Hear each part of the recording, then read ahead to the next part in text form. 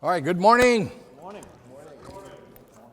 You're in the seminar Alaska and beyond.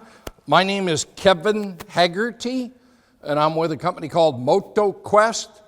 And this is my partner, Dax Harlow. Dax runs our Portland facility. I don't do anything. I sit on my tail in St. Louis and come out and cause trouble when we're required. Let me tell you a little bit about our company. First of all, who knows of MotoQuest? Oh, wow. Wow. How many people have taken a trip with us? 1, 2, 3. Awesome. How many people have rented from us? Okay, there you go. I'm going to give you the commercial real quick right up front, and then we'll jump into it. We're a 26-year-old motorcycle tour and rental company. We are headquartered in Anchorage, Alaska. Our center of operations is in Long Beach, California, and we have a satellite facility that operates 12 months around the clock, or 12 months a year in Portland, which Dax runs. We have 100 late model BMW GSs. That's all we rent. 750s, well, I don't know, 800s, 900s, and whatever they are now. The small Papa Bear, Kid Bear, and Granny Bear GSs up and down those corridors. You can fly in, rent from us, and ride anywhere between any of our locations without any funky drop-off fees or any of that nonsense. And we come out to do these things mainly because we want to encourage you to ride the bikes that you buy all over the world. In addition to having 100 rental bikes here in the U.S., we do guided, supported tours in 26 different countries currently. So we're not new at this. There's a lot of companies that you can get to sell you a tour. The key is finding a company that has a fleet of motorcycles, because anything other than that, you're getting somewhere, you're in a middleman situation. And I'm going to give you a rule of thumb that it matters not if you're talking with MotoQuest, Ayers Adventures, Edelweiss, IMT, or Adriatic. It makes no difference. If you put in the back of your head a figure of $700 US a day, you're going to be in the ballpark for anybody's guided supported tour. And that typically includes lodging, insurance, bike, support vehicle, and guide. So other than that, we're going to move on. So we're going to talk a little bit about today. This is Alaska and beyond. We're going to spend a lot of time in Alaska. I have a lot of information. Somebody already said they were planning on going up. I've got some information for that. We're going to spend a few minutes talking about Baja, Peru, and Japan. Peru and Japan are two of my favorite destinations, and we'll talk about that a little later. If you have any questions, sing out. As a disclosure, I never let facts get in the way of a really good story, so there's that. And I'm part historian, part comedian, and full-time Irish bullshitter. So, welcome. I did that. Has everybody filled in a sign-up sheet? You want to be on that list because we're going to give away some stuff at the end of the presentation. You guys need, okay. All right, Vanna will be with you. All right, so I entered out, trip preparation advice, provide helpful resources and shared experience. Questions relevant to the current slide are welcome. If not, please wait, and it might be on the other side, and we'll have a Q&A after. In addition to that, we're located in the hall. We're at if you go out in the door this way, we're on the far right, down toward the end. And we've got 4 people here today. Dax is from Portland, I'm from St. Louis, Brendan's from Denver, and Neil is from Minneapolis, and we have all spent time in Alaska running our facilities there. So, we'll move on.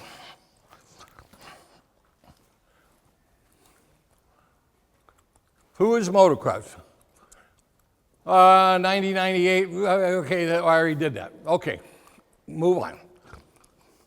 From our, it is important from Anchorage, we do all of Alaska, Yukon. From Portland, we do BC, the Pacific Northwest, and the central coast of California. And from Long Beach, we do all of Baja, the American Southwest, and the California coast. All right, this is why we ride in Alaska. X, please. These are some of the scenes. Anybody know where that is? I like that. Who said that? You're going to get a prize for that. You get one of the coveted MotoQuest buffs. Here you go. Well, my wife's here. I just get told to shut up. Next. You don't see views like this anywhere else around here. Okay.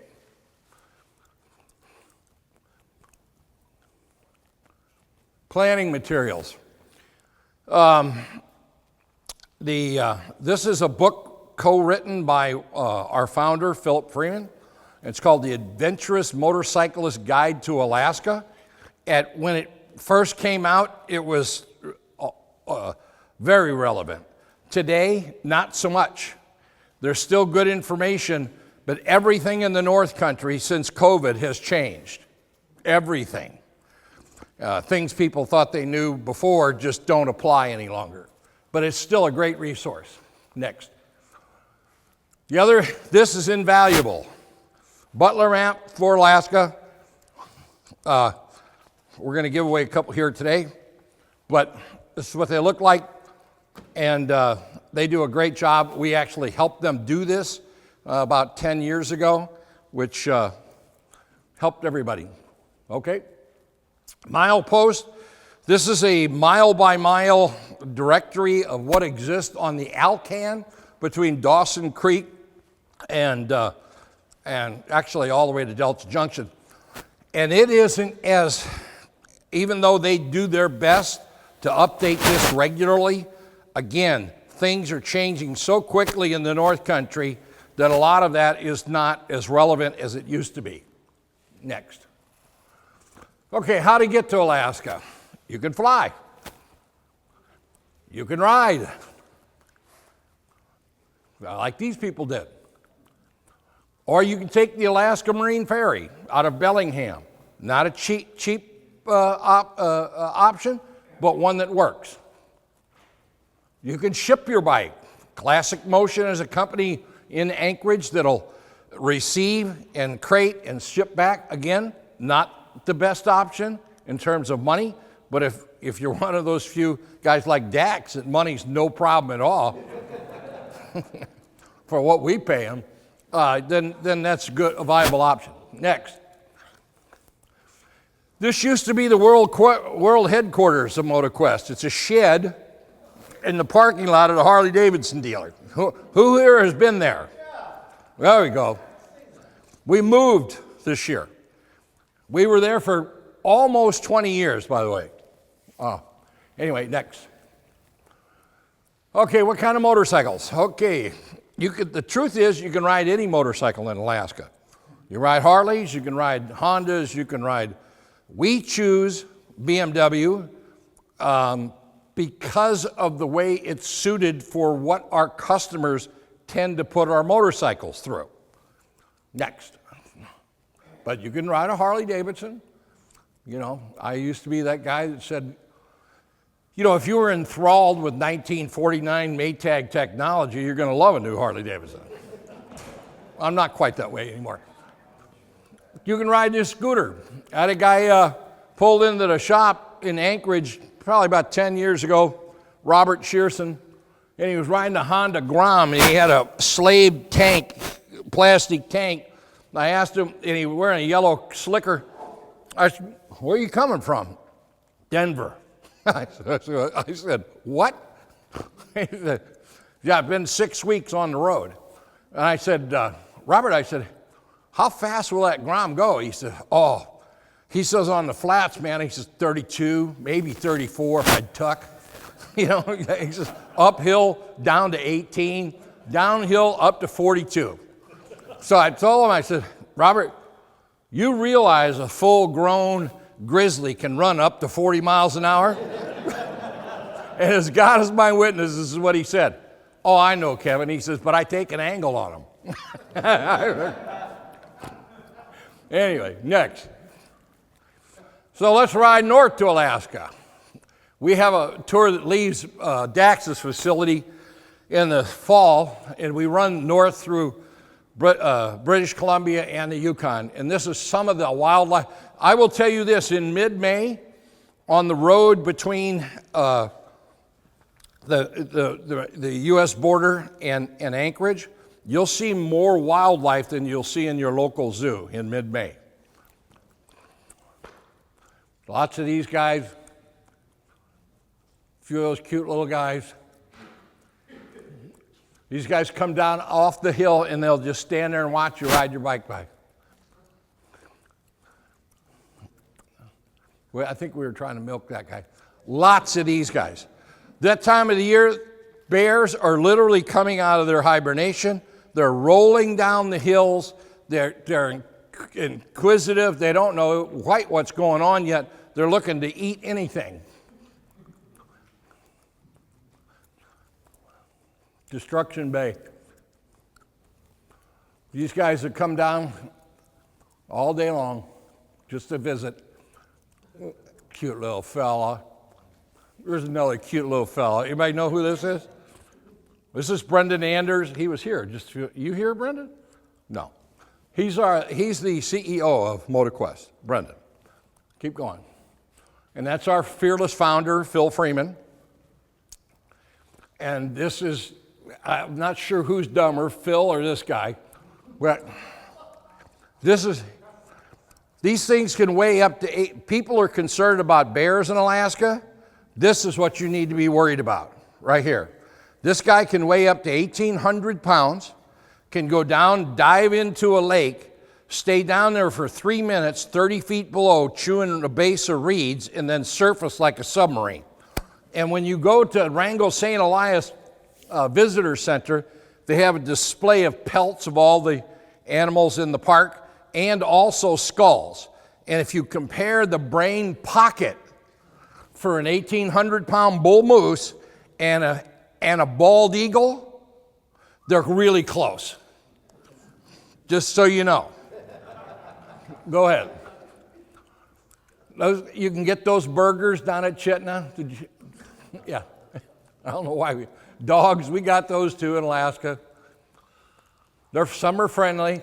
Some are decide whether they're friendly. Okay. If you're going to rent, you want to book out at least 6 months, 12 if you're really sure. If you're riding up and you're going to spend time in in Alaska, prepare some tires. You can ship them to our shop, which we don't do outside work, but if you show up on a Friday with a 12-pack and a $20 bill, you'd be amazed what might happen.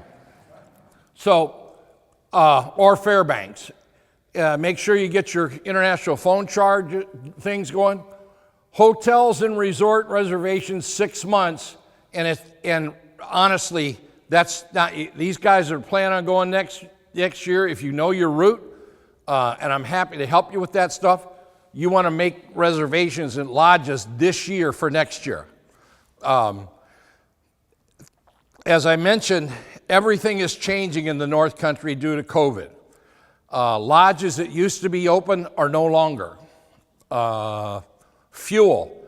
You'll pull into a fuel stop and you'll prepare your route based on getting fuel at a particular place, and you'll pull in there and they'll tell you, oh yeah, we sell fuel. The truck comes on Tuesday and it's Thursday. And they're happy to rent you a room or let you camp for a fee. By the way, lodging in the North Country, and when I say North Country, primarily northern BC, the Yukon, and Alaska, they range from luxurious to disappointing. They're the same money, okay? And disappointing can be very welcoming depending on the weather. So make sure you, and if you're going to get service on a bike in Anchorage, there's several bike shops that are open during the season. BMW shop, the motorcycle shop is the BMW dealer. Don Rosine and those boys, make sure you, because they're booked out during the season. So if you're going to plan on servicing, call them way ahead. Banks and credit cards, you'll want to make sure you got that squared away so they don't decline your stuff in the middle of the night when you're standing in a place like Eagle Bend or whatever. Okay.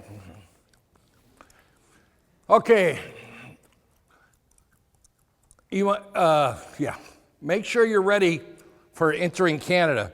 They used to have, just after COVID, they had an Arrive Can app you used to have to fill out to get in.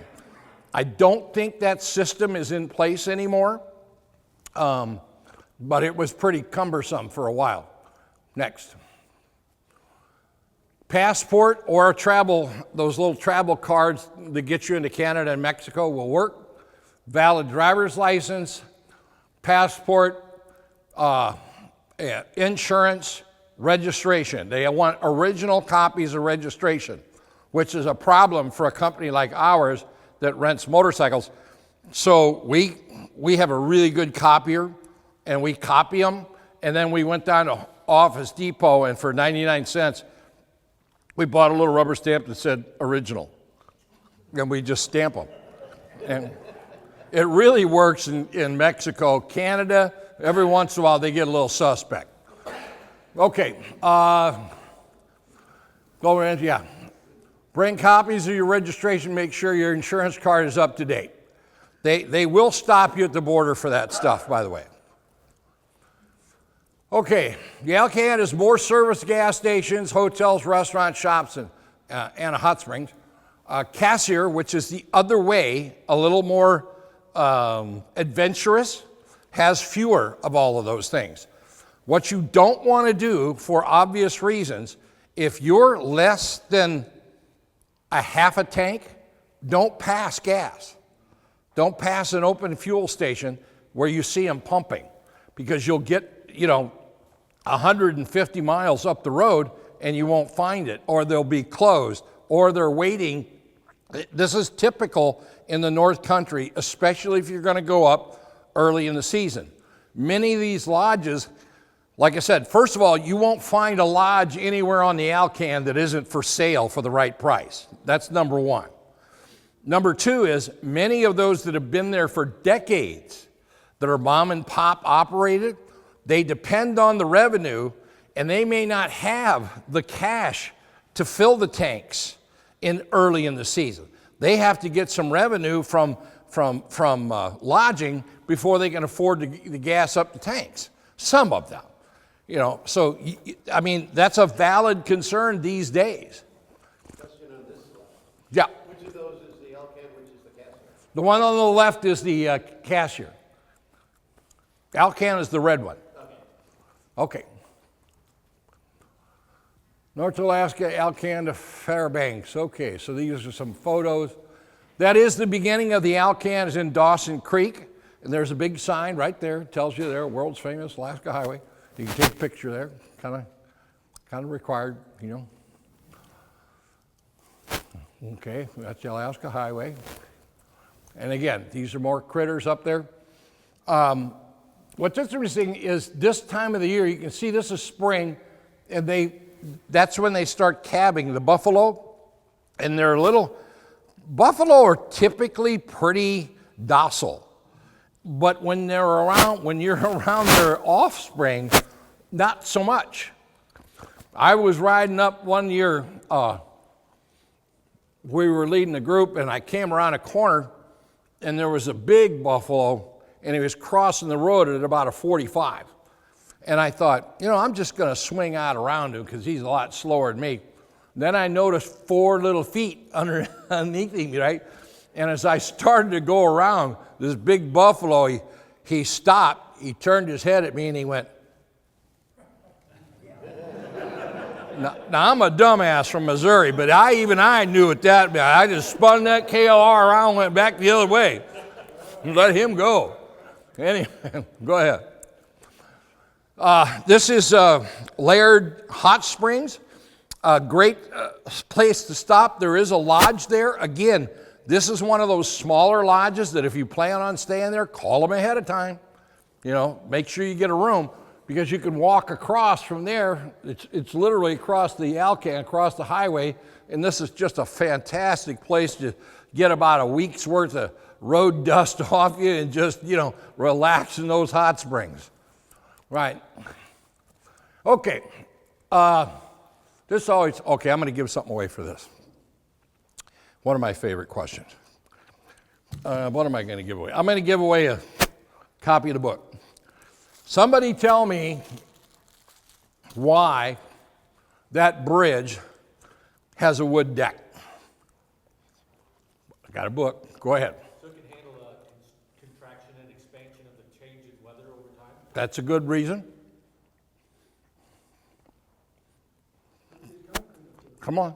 You guys are... They have plenty of wood. That's actually not true. We don't have plenty of wood up there. Yes, sir. Partly. You're on the right track. Go ahead. What? I can't hear you.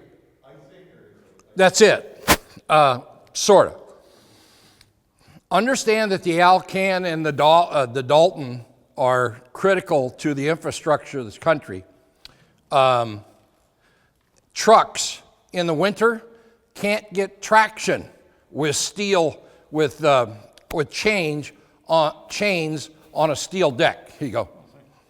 But they can on wood, on oak.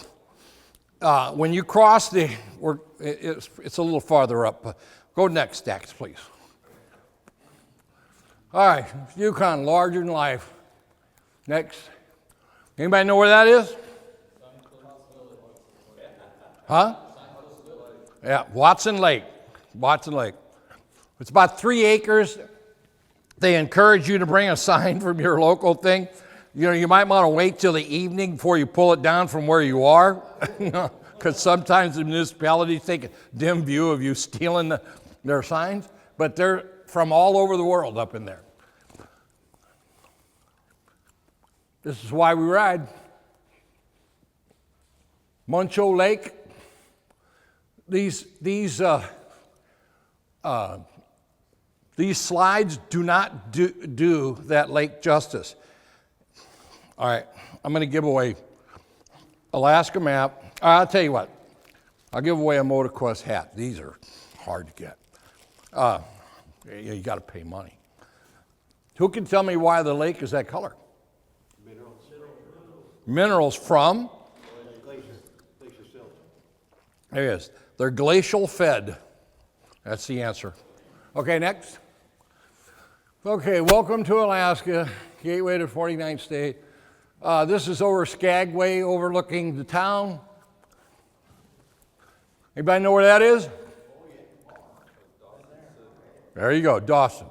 They have a non-rally rally every summer solstice in Dawson, the place where Gold Rush and stuff, those places are got.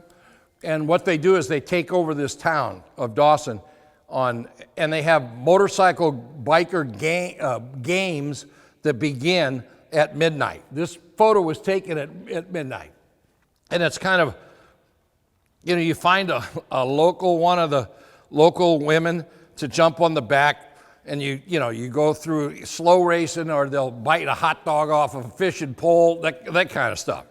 And and they have a big dinner at the Diamond Lil's Steak Saloon. Those tickets are hard to get, but it's the biggest non-rally rally in this area, and they'll get thousands of guys that converge on Dawson on the summer solstice. This is the top of the World Highway, which is the dirt road that leads across the Canadian border down into Dawson, and you cross the Yukon on a city-owned ferry. It's free. But that's a great ride. And it goes through the little town of next. How far is that? Huh? How long is that? Top of the world's probably, part of it's paved at the early end. It's about 120 miles, something like that. This is Santa Claus Village, right outside of Fairbanks. Parks Highway. All right, I'm going to give away. The Parks Highway is the main thoroughfare in the state of Alaska between Anchorage and Fairbanks. Anybody know why it's named Parks Highway? Huh? I hear that a lot. Anybody know? Huh? No. General George S. Parks. It just happens to be in front of, being we're speaking of parks, all right, I'm going to give away something cool. What do you guys think is cool? Maps or books? All right. All right, I'm going to give away a map for this one.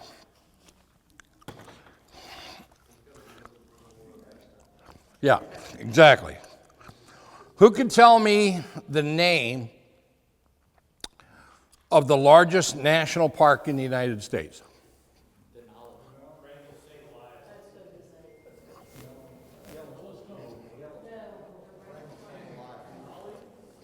This guy said it first. Who said Wrangell's back here? Okay, you get a map. Wrangell St. Elias is the largest park in the United States. Most park rangers don't even know it. Okay, you're welcome. I'm sorry.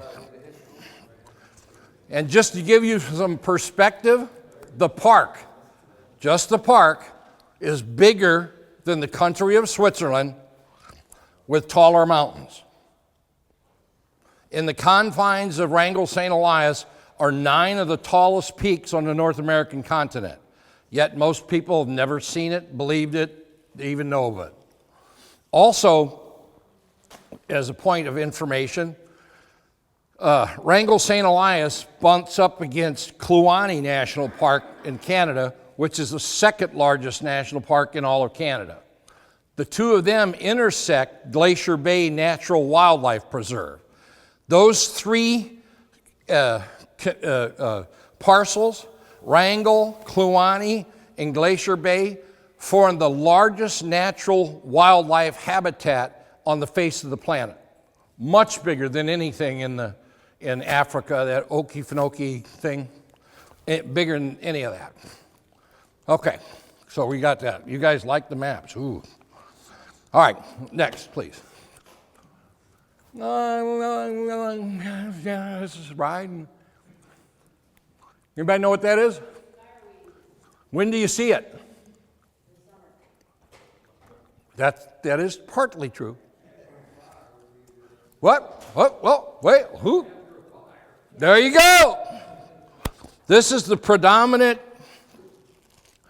vegetation that occurs naturally after fires take place. Now, let's talk about Alaska a little bit, because it's one of my, who said that? You're welcome. Alaska is big enough to put Texas in it 2.5 times, all right? Just let that sink in for a second.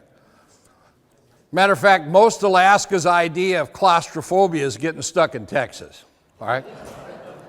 Right. Now, so we know now that the size of the state is 2.5 that of Texas. Who can tell me, and I'll give away, what am I going to give away? I'll give away a book. And this is like The Price is Right, okay? Whoever gets closest without going over, all right? Who can tell me what the population in 2025 state of Alaska? 450. How many? 450. 450. 550. 750. 2. 380. 750. Huh? Okay.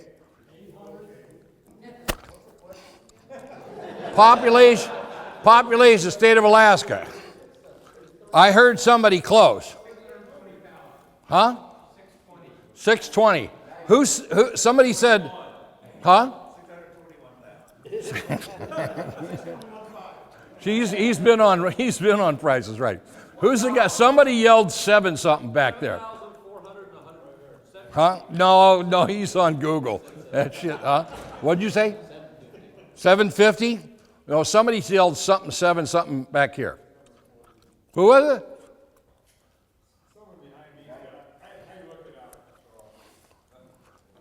All right, I'm going to give it to 750, even though he's over. It's 741,000, and the population of the state is actually on the increase, which it had been declining most of the last decade. All right, next, please. Oh, we are on that. There it is. There it is. 20,600 and something feet. It's so tall, that's Denali, by the way, that it creates its own weather patterns. What? There you go, McKinley. Yeah. Yeah.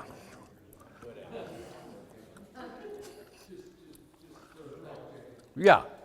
The big mountain. Montagnana. So big that it creates its own weather pattern. You can be as close to it from here to the other end of this fairground, that close, and not see it 70% of the time. It only uncovers itself and clears up 30% of the time. Okay? So if you get what we call a bluebird day up there, it's spectacular. And when it is, you can see it from Anchorage, which is 200 and something miles away. All right.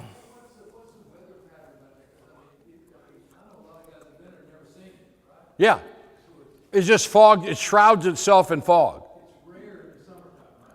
Rare to see. In the summer, correct. And winter. Yeah. All right, here you go. There's the entrance into the park itself. The honest to God truth of the matter is, it's a, I hate to use the term tourist trap, but that's what it is. They have what we refer to as Glitter Gulch, which is right outside the gate. You can buy some mucklucks made in China and a sub sandwich, and you can only ride into the park 12 miles. There is a bus that you can get on and pay a fee, and you still only go 20-something miles. Really, if you want to see Denali, come with us, and we'll take you down Petersburg Road, and you come around the back side. It's about a 50-mile ride, but we'll get you into Denali. You might have to boot a few bears, but anyway, go ahead. Oh, this is one of my favorite slides. Anybody seen this? Yeah, it's an igloo. It used to be a gas station and a hotel. That was built for by some entrepreneur, promising guy out of Fairbanks. But he got up there and he was having a grand opening and stuff, and the borough commander came around and said, "Where's your occupancy permit?" He said, "What?" And it's been like that for 40 years now. Anyway, next. Welcome to beautiful Talkeetna. Talkeetna is the jumping off place if you're going to climb Denali, if you want to take a float plane trip, if you want to land on the glacier, that's where they do this out of. It's a very historic town, lots of tourism stuff there. The Susitna River comes right to the edge of Talkeetna, which is the river that runs past Denali, part of it, the Tanana too. Okay, next. And that's the Fairview Inn. It's historic, and the reason I know that it says so right there. Historic Fairview Inn. Okay. That is the Susitna River Valley, or Susitna River, and that is looking from the edge of Talkeetna to the Alaska mountain range with Denali, and that's what they look like when they're showing. And that's about 60 miles away. you can jump on a plane, they'll land you on a glacier, on Denali. Again, this is why we ride up there.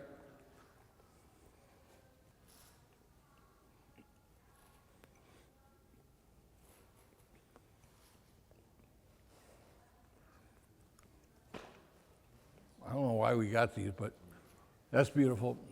We got ice cream in Anchorage. There's the ice cream shop. See, Rochelle's. She got nice cones. That's the world headquarters used to be. And that's the Harley dealer, Dia Matson. Her father started it. He used to be a plumbing supply guy who owned a Harley and got angry because he couldn't get parts, so he called up Harley and bitching. And they said, well, you want to be a dealer? And he said, what's it take? And all of a sudden, House of Harley was born. 40 years later, he sold it to Dia. Anyway, and then he up and died. This is Alaska leather. If you're going to Alaska and you forgot the kind of things that adventure rider people do, have, these people cater to adventure. Matter of fact, they've been at the MOA before. They sheepskin seat covers and all that kind of stuff. But they've got all the climb equipment that you need and parts and shields and face masks, all the stuff that we adventure riders need. Okay, this is an interesting slide. Anybody know what that is? It is a lake. If you look very closely, right in the center of the slide, in the foreground, is a little thing that sticks up, looks like a tree. That's the control tower for Anchorage International. Let me see. Spam. Huh, who knew? That's the control tower for Anchorage International. This is Lake Hood. It used to be about 2 blocks from our old headquarters. There are more flights in and out of on this lake in the month of July than there are O'Hare International. Let that sink in for a second. More flights on a daily basis than O'Hare on this lake. Alaska, they are the flyingest people per capita on the face of the earth because of its size. And that's before you even go around the corner to the bush pilot guys who are on rubber tires. These are just lake guys. Okay. That's the motorcycle shop. Triumph, Triumph, Kawasaki's, BMWs, Ducati, what else? Yeah. No, he ain't got Hondas. Anyway, next. This is the booming metropolis of Anchorage. Keep going. Cook Inlet, Kenai Peninsula, Seward, and Homer. These are 2 of the places that you go down the Kenai Peninsula south of Anchorage. The road splits, and if you go left, you go to Seward. You go right, you go to Homer. Homer is the halibut fishing capital of the world, and Seward is where you find all of the ships dock. This is that is the only road down the Kenai Peninsula, and that's the Cook Inlet that you're looking across. I forget the name of those white things. The Dall sheep will literally come down off and they'll stand in the highway. This is the Seaview Cafe. This is a little Russian fishing village of Hope down the Kenai Peninsula. And to the left of this, that's out of this shot, is a river that when the king salmon are running, you can't spit on the ground in this place. It's so full of people and RVs and stuff. It's just amazing. Next. And that looks back off the deck of Hope. To the left is that river where the Kings run, and that is the Cook Inlet, and at the base of that mountain is that road we saw, just to give you some perspective. Seward. There's some halibut. That's Seward by air. That's at the corner, yeah. This is actually off of this is off the back of Dom's dock. Anyway, go ahead. Kenai Lake. Anchor Point, North America's most westerly highway point. Homer, yeah, halibut fishing, capital. There you go. That's a big fish. That is what's called the Homer Spit. And if you go all the way out to the end of it, there's a little hotel there called the Land's Inn. Very expensive, but it's worth the night if you want to have just a real Alaska kind of thing with your significant other. That's the Salty Dog Saloon, chipped tooth, busted pool cues, and T-shirts. The Glen Highway. This several times has been on AAA's top 5 or top 10 most scenic highways in America. This road runs from Anchorage through past Matanuska Glacier, through Caribou Creek, Taslina Glacier, and all the way to Copper Center. And it's just a fantastic visual experience. Go ahead. That's some of our crack guides. This is on the Glen Highway. That's actually out at Sheep Mountain. And that is Matanuska Glacier. Let's stop for a second because we're talking glaciers. I'm going to give away a map. Okay? Who can tell me how many glaciers there are in Alaska? No Googling. 17. Go ahead. 56. What did he say? What did you say, 1,000? 10,000. You're going to get the map, even though you aren't even close. There's over 100,000 glaciers in the state of Alaska. 616 are big enough to have names. Okay? Excuse me. And the other thing, there's a misnomer that all glaciers are retreating.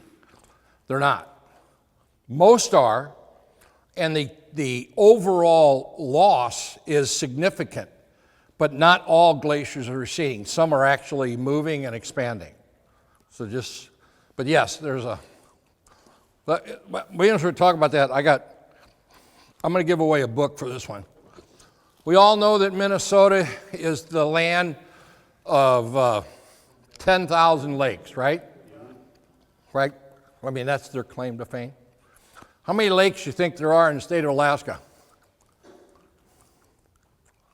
Before you answer, let me just help you a little bit.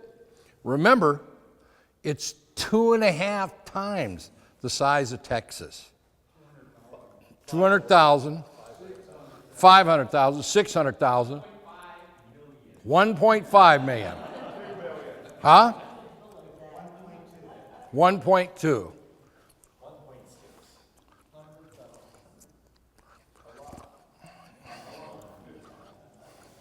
There are over 3 million lakes bigger than 5 acres in the state of Alaska. Didn't you? 40% of the United States' recreational waterways exist in the state of Alaska. 40% of the country's. Not always. All right, next, please. All right, there is Matanuska Glacier. You can ride down to it. Take a picture. That's a yak. You can get that burger at Chitna. The Richardson Highway is the road this is where the Alcan terminates at Delta Junction, and then the Richardson runs actually from Valdez all the way to Fairbanks. And that's some of the awesome, these slides don't give it's just, the enormity is amazing when you get there. Is that paved the whole way? Yes. Matter of fact, let's talk about that. I can show you once you get out of Anchorage 50 miles past Wasilla, which is essentially a suburb of Anchorage, essentially. From Wasilla north, I can put together for you an 1,100-mile paved route that you'll go through that many stoplights. 5 in 1,100 miles. Nowhere else in the country can you do that. Right. There's only 4 main highways in the state, okay? Paved main thoroughfares, there's 4, all right? You won't get yourself lost. You can get your dumb ass in a lot of trouble, but you'll know exactly where you are. Okay? That brings up another point. If you happen to be on a tour with us or renting from us and you get yourself in trouble, we will get you out. Understand that we've been operating in the state of Alaska for over 25 years. There's places we have parts caches and people that, that we can rely on and do stuff that most people cannot. I'm not saying it's free, but we'll get you out. Yes, sir. So you got all the asphalt riding, but is some of your tours 50%? Great question. Most of our tours are on road. 100% asphalt. Most of them. And if they say backcountry or explorer, there'll be some portion of dual sport riding. We used to go in the backcountry on single track stuff. No longer, for a variety of reasons. But if you join, we used to do an Alaska backcountry, and it's an awesome tour. So unless you're doing those, and it's kind of like I love these people that come up because they're going to do a backcountry route, and they got waterproof everything. And I'm here to tell you, there's only one thing in the world that's waterproof. It's your skin. And even after a while, it gets waterlogged. So, anyway, next. More fireweed. Who knows the name of that glacier? See, I knew that was too much. All right, I'm not going to penalize anybody. That's Isabella Glacier. That's at the end of the Denali Highway.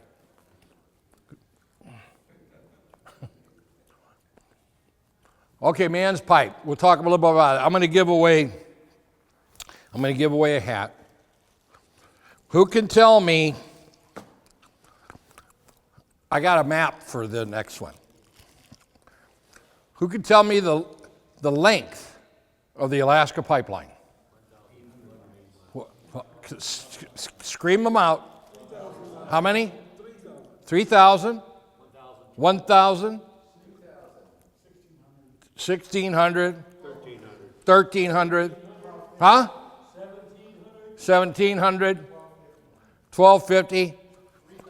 3,000. 2,500. 6,000. 4,000. Everybody is over, is too high. Yeah. So let's start again. Round 2. 300. 1 mile. Huh? No, he's not over. 1,000. 800. 850. 450. This man's right on the money. It's actually 800.5 miles long. It runs from the oil fields in Prudhoe Bay all the way to Valdez. Valdez, by the way, is, you can go to Valdez and get a t-shirt that says Valdez, a quaint little drinking town with a fishing problem. Just kind of throw that in. So, the map. So now we know it's 800 miles long, right? Tell me how many gallons a day of crude flow through the pipeline. 1,060. 3 billion. Huh? 1.5 what? 1.5 million? Hold on. Gallons. 5 million. Because I sat up all night Googling this shit. All right. Who was the highest? Who was the highest? You were? What'd you say? What'd you say? 3 billion. Yeah, you're over. He's over. You're closest. He's closest. 19,500,000 and something thousand 643 gallons a day flow through that thing when it's running. That was number from 2024, by the way.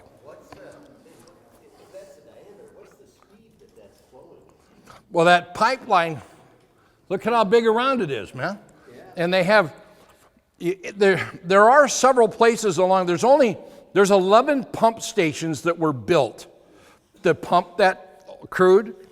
Only 4 actually operate. The others are in ready reserve because, and that brings up another point. Oh, well, maybe we're getting to it. Let's just move on. Okay, that's Keystone Canyon. That's Keystone Canyon on the way to Valdez. There's a 3-mile section of road that they say when it's raining, there's over 70 different waterfalls that exist in that 3-mile stretch. Keep going. Okay. Yeah, you don't, anybody from here, California? Yeah, you don't, Caltrans don't have these kind of signs. Bears in the area. This is on what's called Dayville Road. This is on the north side of Prince William Sound. People probably, anybody know what Prince William Sound is famous for? There we go. Who said that? There you go. Exxon Valdez. Okay. And on the front, at the end of Dayville Road, there's 2 things of interest, which is why the bears are in the area. Number 1 is a bear buffet, also known as a salmon hatchery. Okay. And just past it is the termination of the pipeline. And on the hill are, I think, about a half a dozen of these giant tanks that they fill from the pipeline, and then they pump them into the ships, and they take it off to Tacoma for processing. That's the way it works. But it's all protected by the Defense Department. Okay, next. And you can see in the background there's some unlicensed fishermen. There they are, pesky little fellows. They're hoping to catch a little bit of that salmon. And this is the docks in Valdez. Yeah, they have a fishing derby, and they'll clean all your stuff, take you out. You can go out on a half-day boat, a full day, a couple day, whatever, and they'll clean it, fillet it, pack it, ship it, wrap it, the whole thing for you. All it takes is that acronym for BMW. Bring more wampum. Okay, Edgerton Highway, let's go. Anybody know what that is? Who likes salmon? Anybody like salmon? Who likes red salmon? This is where all red salmon come from. This is the Copper River Reds. Pavement ends. Now we're going to go out to, anybody know what that is? Yeah, you guys are smart. You have to be an indigenous person to have a license to operate this on the Copper River, but it sits in there and it's the current spins the wheel. It scoops salmon out, puts it into a holding tank, and the people come and get them. Next. This is the pedestrian bridge at the end of the McCarthy Road, which is how you get to the place that you want to go if you're going to experience Wrangell St. Elias. Okay, and it's the mine. I'm in Kennecott, exactly. Anybody, you been there? The Kennecott? Yeah. Is it awesome or what? Yeah, see, I told them to go. Anyway, it's not to be missed. It's a mine that is the site of the richest copper strike in mining history. It was played out. There was a consortium of the Guggenheims and the Morgans. They formed they had a railroad they were building. It was called the Copper River Northwest Territories Railroad. The locals nicknamed it the Can't Run, Never Will Railroad. And in spite of that mine operated until the early 20s, 24, I think. And they literally disassembled steamships and carried them across the mountains and reassembled them on the other side and stuff in there. When you go up there, it's a reclamation project of the National Park Service along with a consortium of mining companies in Alaska and Canada. And the Kennecott Mining Company still exists to this day. It has other holdings, but it was extremely lucrative. Anyway, it's worth, you got to ride all the way to Chitina, then it's a 60-mile gravel road. Well, it's chip seal now, it's almost paved, but back in the day we used to slug through the mud. But that's it. And on the left is the Root Glacier, and on the right is the Kennecott Glacier. They dug holes in the hills, in the mines, and they brought the ore down by tram to the top of that. It was a gravity feed mine. And by the way, you can see this is typical. On the left is the way the buildings were. On the right is partial reconstruction. And this is about 6 years ago, this slide. And it's amazing what the progress they've made because they use all local stuff. They only do it during the summer and they employ a lot of people. Go ahead. This is the town of McCarthy that served as the town for the mine. That's the old cemetery on McCarthy Road, the old wagon trail. This is actually on the other side of Wrangell St. Elias, which you have to access completely differently, and this is an old gold mine. Denali Highway. Pavement ends. Okay, the Denali Highway is a 110-mile gravel road that starts in Paxson and runs west to Cantwell, which is, this is the original way to get into Denali National Park. Before the Parks Highway existed, this is how they accessed it. If you're going to go there, I suggest you go to Glen Allen, ride north on the Richardson, and ride the Denali Highway from the east to the west. And the reason is, if you do that and you happen to catch one of those bluebird days, not only will you have a view of Denali your whole ride, but the lakes that dot will have reflections of Denali, and it's just spectacular, spectacular. And it's not uncommon that if you pull off and stop and spend some time on the side of the road and just be quiet for a while, if you look out across the tundra, you'll see a herd of migrating caribou, and you can watch them just jump from little pool to pool and go on. I mean, thousands of them. Anyway, next. This is the Susitna River Valley, one of the most magical places on the face of the earth to me. I've never not gone there when I was in Alaska. It's been a while for me, but a couple years. But I love it there. Go ahead. What's the name of it again? Susitna River Valley. This is the Susitna River, and that's the bridge across the Susitna River. I got a long story about that bridge, but I'll wait. What is the typical riding season? What month or what? Very good question. Depending on how hardy you are, you can ride from mid-May through second week of September.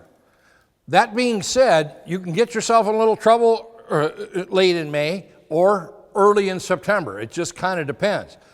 I've been up there and it's been 80 degrees on September 15th, and you can ride all the time. It just, it's like anywhere else. You're kind of at the, but typically June through August. I like August because there's less of two of the worst pests there are known to man. Huh?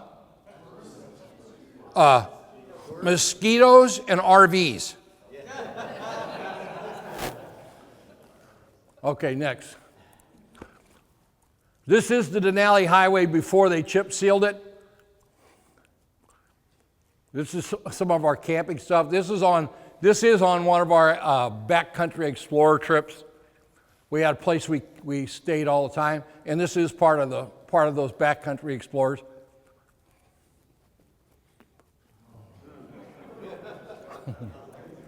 Hey, you want to see Alaska? We'll show you.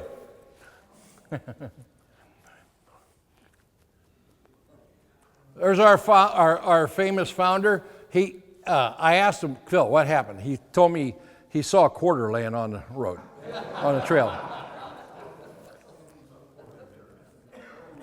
I think he lost the quarter. This is why we ride. That's the Alaska mountain range. This is on the Denali Highway, and you will not see this any place else quite in that same, just that environment. It's magical. Keep going. Oh, yeah, I guess that's the last one. Okay, now, oh, wow, whoa, the high Higway, the Dalton Higway. Look at there, the haul road. Right, we're going to go up the Higway. Runs from just outside of Fairbanks all the way to Prudhoe Bay. Most of it is chip seal. The truckers prefer it. Anybody been up the Dalton? I know Tom has. You have? Okay. Depending on when you go, it can be extremely easy and delightful, or it can be absolutely miserable, okay? If it rains, and you're going to get wet rain or wet conditions, even if it isn't raining, because there's two seasons in Alaska, only two. They're winter and construction, okay? So the state will drop chip seal, spread it with a grader. You'll go down the road, and in the middle of the road, there'll be a mound of gravel 2.5 feet tall, a mile long, and you won't even see it because it blends into the existing road surface, okay? You've got to be on your toes all the time on the Dalton. There are literally, what do you call them? Potholes big enough to flip a small GS. If you just don't watch what you're doing and you run completely into it, it'll flip you over. So you got to be careful. The truckers, they don't care about motorcycles. And if you're passing a truck, especially if he's making a run to get up Ice Cut Hill and you're coming down the other side, you move to the right and you tuck your head and keep it low, because there'll be stones that come off of that thing that'll take you off your bike, okay? So you just have to be careful all the time. Okay, there's man's pipe. More to pipeline. Can't tell you how slick this is. Sodium chloride. If you want to know how slick this is, it's like go down to your local ice rink, smear some bear grease on a turn, and then try to make a couple hot laps on a GS and see how that works out. And it might be as slick as this stuff gets. All right? I've been on this stuff when you can't stand up. Your feet just, okay? Okay, next. Arctic Circle. You can get a little certificate that says you crossed the Arctic Circle. The government, that's part of the government. Our government work, yeah. This is the beginning of Adigan Pass. That is Adigan Pass. So is that. Can't tell you how slick that is. If you back up one, please. You see that glaze? You get in that and you're going for a ride, all right. Okay, next. That's why the guy's on the peg, by the way. And all so you can get up there and see this. This is it, pretty much. Next slide. Jethro, you can't, that brings up a good point. If you're riding up to Prudhoe yourself, carry gas if you're on a big GS, and if you're on a little GS, carry a lot of gas because the tanks are smaller, all right? If you got an adventure and you catch a completely dry day, you might make it, right? It's 248 miles between Coldfoot Camp and Prudhoe, the next gas station in Prudhoe. There's 2 pump stations. One is closed, the other one operates, and they might, if you're bleeding and you're laying on their fence, shaking it, they might come out. Maybe. So we carry this, gas. This is Yukon River Camp, or as we refer to it as Yukon Prison Camp. Okay. This is one of those places, like I told you, that ranges from luxurious to disappointing. This is just the other side of the Yukon River, 220-something bucks a night, so you can get a room in an old construction trailer that's got one central heating flue down the center, and there's a bathroom at either end. That's the luxurious stuff. Next. This brings up a really good point. The one thing good about Yukon Prison Camp, they have water. If you're riding a GS, especially a water-cooled GS, you want to take advantage of that water. And what you're going to do with it is you're going to get that calcium chloride out of your radiator things and your brakes. You'll lose your brakes if you don't. Literally lose them. They will grind down to nothing. The first time you touch them, they won't retract, and they will just grind down to nothing, okay? Unless you carry water. We carry, not only do we use this, but we have a couple of those old style extinguishers that you pump, and anyway, go ahead. You can't go to Arctic Ocean without going through a system up there because, again, it's monitored by the Defense Department. So they have tours that are, there's a couple of different places. We actually use the one at, what's the name of that place? Something camp. Yeah. Anyway. No hand for you. No hand for me.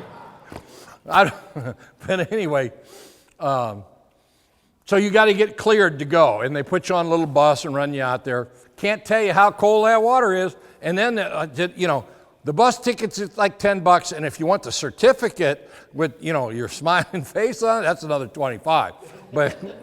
But you can hang it on your office. Go ahead.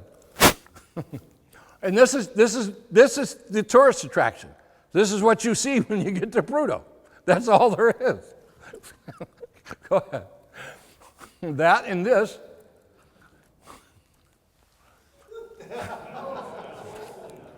Can't tell you how cold that is.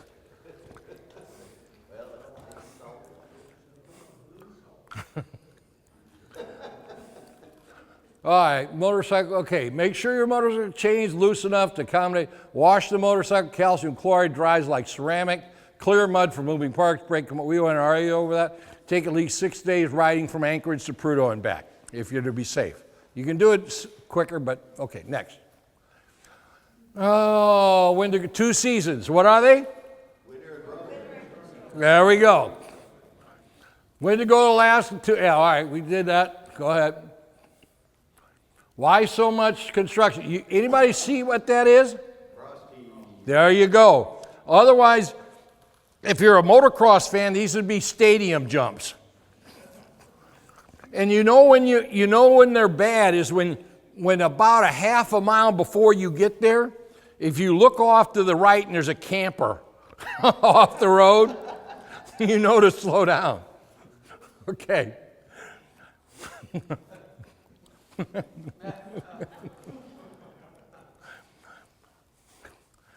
Road construction reality. Okay, let's talk a little bit about this because this kind of gets into the planning stages what I was talking earlier. If you're planning to go up there, it's good to do route planning and figure out where your stops are going to be. It's also good to call ahead to make sure they're still open and they're accommodating and they want you. That being said, you have no control over the road construction. It's not uncommon to be stopped on the road for an hour to 2, sometimes 3, waiting for a pilot car because they're blasting or doing whatever, or putting in a culvert or putting in a railroad crossing, whatever. I'm just saying, it's because there's only 4 major thoroughfares, arteries up there, they're constantly working on them, and because of the extreme conditions of frost heaves, the freezing and the thawing and the constant stuff, they're constantly working. And they're constantly perfecting their technique, by the way. It used to be they tried to pave the Dalton and they gave up because the truckers finally, because the potholes in asphalt are worse than chip seal, right? For drivers. They finally have figured out, here's what they do. The last about 80 miles into Prudhoe is now paved and it's good asphalt. You still got to watch for an occasional pothole, but not as bad as what it used to be. And what they do is they've learned, they dig down, they scrape the ground 6 feet. They put 2 feet of chat, road bed, right?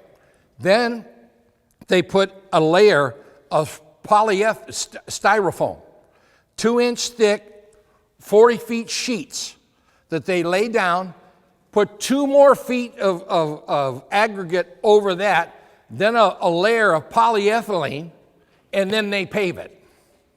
That's what stays down. I can't tell you how much that costs a foot, much less a mile. Anyway, next. Yeah, so, back up one more time, please. Okay, this is a very good, if you are going and you do get caught on construction, filter to the front. Go to the front of the line. The construction people want you to do that. And the reason is motorcyclists can get through stuff that cars can't, and they're watching when the pilot car first takes off, they're a little more attentive to that first group coming through. If a guy has a problem, they would just as soon run out and pick you back up, or his buddies do, and get you on your way, rather than doing it in the middle of a line of cars and they're all over the place again. So they prefer you to filter to the front. Some of the drivers don't realize that, and they may not be happy about it, but the construction people do, and the cops know it. Next.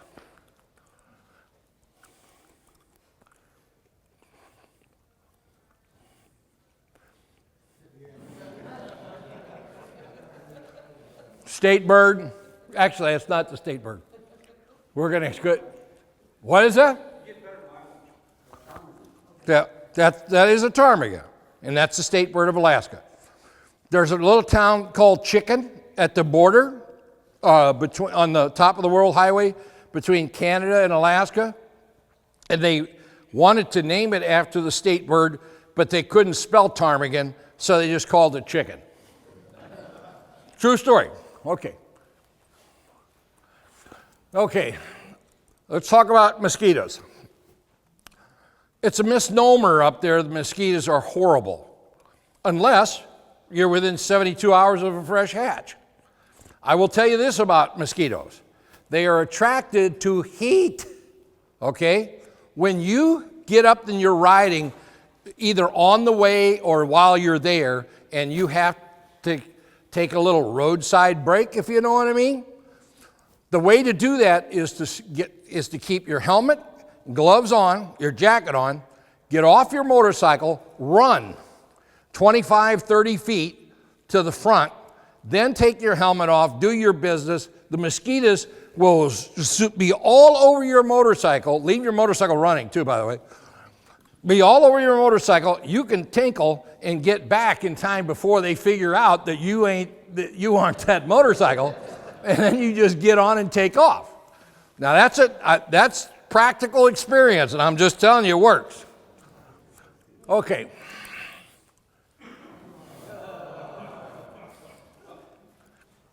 Yeah, we recommend a full face helmet. We recommend that the same way they recommend you, when you jump out of an airplane, you pull the cord. It's the same type of suggestion. Okay, next. Date, that's what you want. Some more, that's the Susitna River. I don't know why we got pictures of Hondas wheeling, but we do. Bears in the value, okay. Black and brown bears are attracted in interesting scents in very large groups. Polar bears, do not even attempt to fool with a polar bear. A polar bear is the only carnivore in the food chain that'll stick its nose in the air and go, oh, a human, I think I'll hunt him down and eat him. They will hunt you aggressively. Okay. Oh yeah, they have no fear. They have no fear of humans and find us tasty. Okay, don't fool with polar bears. By the way, when you get to Prudhoe, which is the only place you really encounter polars in Alaska, they're protected, and if they're spotted, they shut down operations, and they have like a half-mile circumference. You can't get any closer than that to them. So. And that's a good thing for you, trust me. Okay.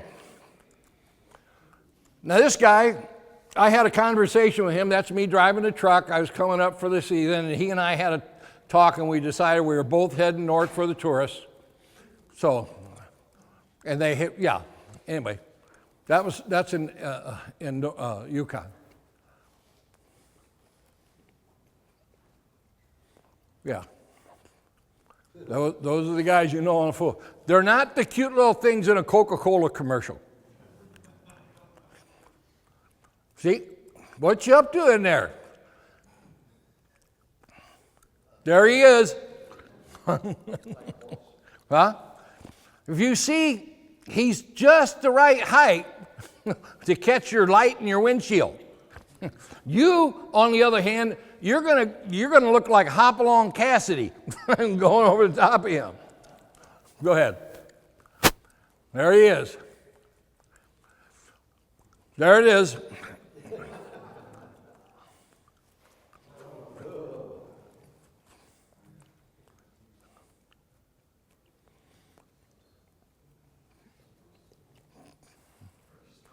Traveler's insurance. Tools, tires, and riding gear. By the way, if you are coming, if you are going to take a tour with us in Alaska, or if you are coming up to rent from us, which, by the way, I'll just give you, many guys that are adventure riders, they all have a dream of riding to Alaska, riding around, coming home. My experience is those well-intentioned guys that are not professional riders, they'll take time, and by the time they get to Alaska, all they're concerned about is what it's going to take to get back home. And they literally miss why they came. I'm just giving you 25 years of practical experience here. If you do come to rent from us, we'll help you with route stuff. If you just want to go by yourself or a couple buddies, we'll show you where to go, how to go, and where to stay. We do that kind of consultation with people all the time. The other thing that we'll do is don't drag all your gear, put it in a box and mail it to us. We won't even open it. It'll just be up in the rafters when you get there, and we'll just give you your own box. You unbox your gear, take off, go riding, do what you want to do, come back, box it back up, and we'll send it back to you. Yes, sir. With regard to the non-professional that wants to go up there, ride around, ride back, what would be the best time to, say, leave the lower 48, some northern state in the lower 48s? June 1st. Yeah, maybe the last week in May. Okay. Somewhere in that area. Okay, what else we got? Checklist, necessary insurance, route plan, roadside assistance, tires, wear and tear parts, support vehicles, support guide. Well, that's with our stuff. Medevac, that's the other thing we give you when you sign a tour. We're going to make sure. If you sign up on a guided, supported tour, we have one goal. That is that you come, see what you should see, have fun, and get home safely. That's it. If we pull that off, we've done what we're supposed to. We do have sat phones. That's another thing. If you're going to go to Prudhoe, you can rent a sat phone in Anchorage. I recommend you do that. First aid kits, and with us, it's a welcome and a farewell dinner. Next. Okay. Who lives north of Nashville? Okay, so you guys are familiar with winter, all right? So instead of getting that floppy hat on and those gloves for that snowblower, come ride Baja with us in January and February, because it's summer there, and the whales are calving. Our Baja, and I'm going to show you a couple of slides of those terrible Mexican accommodations down there. Let's go. We start out actually in Long Beach, and we ride the back roads of Orange County and then get into the San Diego County mountains, and we don't cross the border at San Ysidro because we go to Tecate, where you can get across and back. Go ahead. That's Lookout Roadhouse, okay. That's Lake Elsinore. This is a Baja restaurant. This is the roads in Baja, pretty good. Again, that's the Sea of Cortez. You've got the Atlantic the Pacific on the right and the Sea of Cortez on the left.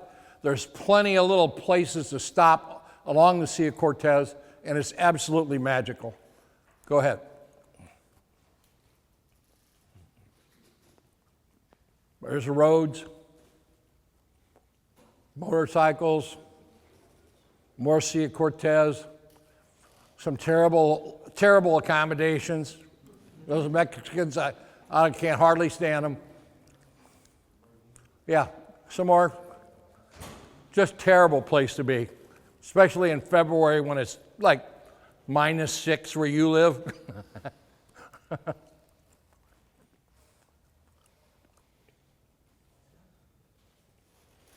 That's Mama Espinosa's. That's one of the stops for the Baja 1000.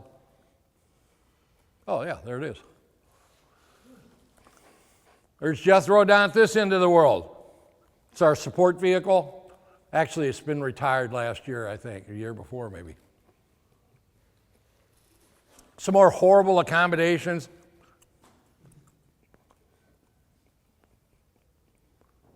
Sea of Cortez, roads are great. Nobody on them. I have that slide. This is at Bahia de Los Angeles. I have this slide here because someday I'm going to buy that ambulance so I can be like the Ghostbusters guys.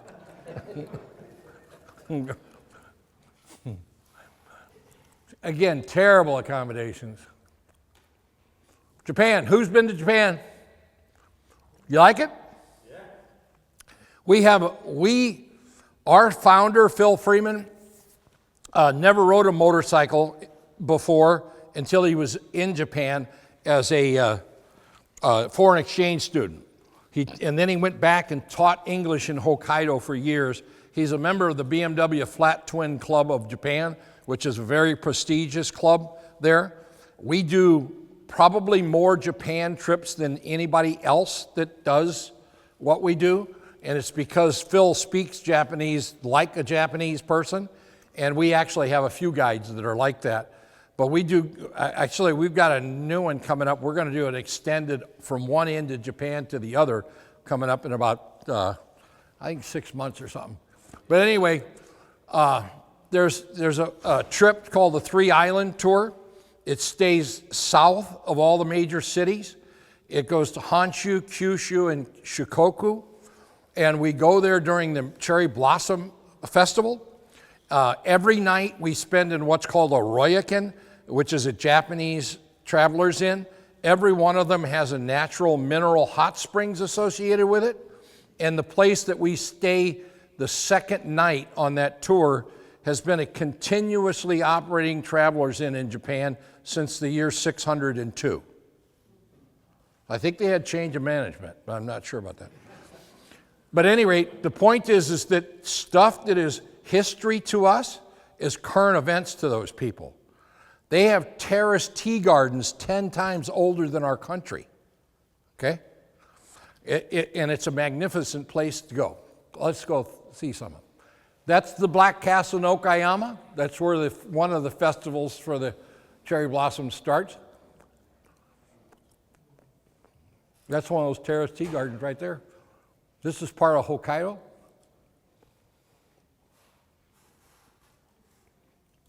Oh, that's all I got in Japan. Anybody rode Peru? I'm going to tell you this. If you're a serious motorcyclist, don't go to your grave until you ride Peru. I've ridden there about 8 times and would go back again. The infrastructure, the road surfaces are the best anywhere I've ever been, and there's nobody on them. You can ride 5 hours of unspoiled Pacific Coast shoreline on the Pan American Highway, and with 1,000-year-old cactuses growing 100 yards from the shore break, and in that stretch of ground through the Atacama Desert and the Sacred Valley, and in that stretch of road, you'll pass maybe 15 trucks and 8 or 10 cars. And if the cops stop you in Peru, they just want to look at your bike and they want to see how fast it goes. Okay? So you go up there and you go to a place called Puerto Inca, which is where the Incas fished the Pacific, and then they ran the fish. It's an old ruins. They ran it 300 miles uphill to the town of Cuzco in the Andes and delivered it to the king. That's back when it was good to be king of something, right? So they Pony Expressed it 300 miles up to Cuzco. You go up to Cuzco, which is a world-class city still today, and they have the Plaza de Armas, and it's a big square. On one end is the government's cannons, and the other side is the Catholic Church that's a little overbuilt, in my opinion. And then you can go to, what's the name, that Triumph, what is that? Triumph Tavern. Well, what was that? Anyway. And then from Cuzco, you leave Cuzco and you're 14,000 feet up in the Andes. You go down to a little town called Ollantaytambo, which is basically a museum itself. You get on a narrow gauge railroad for 45 minutes. You come to a little town called Agua Caliente, and then you have a choice. You can walk or pay $3 to take an air-conditioned bus, Mercedes-Benz bus, up the hill to Machu Picchu. And then we spend a complete day at Machu Picchu. Anybody been to Machu Picchu? I mean, it's probably one of the most if you sit there and look at what they did, and you figured out that these people, their quarrying tactics back then were to take a big rock, take a little rock and a bigger rock, pound a hole in the big rock to where they put a stick wrapped in leaves, and they would roll it into the sun until it bust. And if you take a look at what they built with those quarrying techniques, it's mind-boggling. And I'm a Walter Mitty kind of guy. I always try to think what it was like if you'd been there. I was sitting there looking at this stuff, and I'm thinking, I was looking at this keystone on this arch, right? Because they even have plumbing and stuff through the ground. And I'm thinking to myself, so if I'm the guy that's running that crew that's putting that keystone arch in, and I'm like, you know, I'm in the 11th and a half hour, and the guy comes down from up top and says, King says, man, we're out of here in the morning. We're all going to the fucking Amazon. Oh, excuse me. we're all going to the Amazon. We're out of here. I'm like, wait, whoa, whoa, whoa, whoa. Anyway, it's that kind of place. So let's go real quick. This is the Plaza de Armas. That's the Catholic Church in Cusco. This is the roads. They meander. By the way, they spend lots of money on the infrastructure roads there because they moved gold, silver, copper, and fruit and vegetables. Lots. Go ahead. That is Machu Picchu. It's spectacular, indescribable. That's the same slide. There you go. That's actually the Pacific. That's the beginning of the road leading up to Machu Picchu. Up to Cusco, actually. Next. That's it. That's it. We're done.